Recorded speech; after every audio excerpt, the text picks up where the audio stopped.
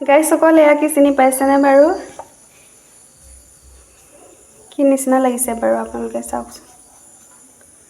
এয়া হৈছে মাছৰ কণী। আজি ফাইনেলি আমি মাছৰ কণী খাম। মাছ নাখাওঁ, মাছৰ কণীহে খাম, দেখিছেনে?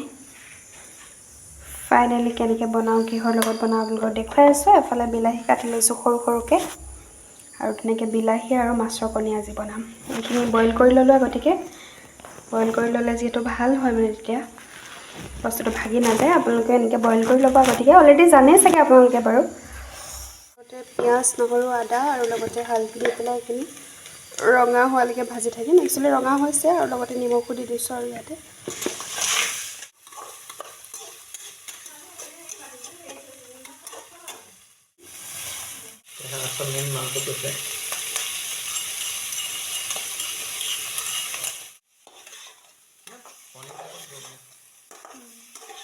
ৰেডি হৈ গ'ল মাছৰ আৰু ধুনীয়াকৈ বিলাহীৰ তৰকাৰী, আৰু এফালে আমৰ চাটনি লৈ লৈছোঁ। আৰু এতিয়া ফাইনেলি ভাতকেইটা খাই লওঁ।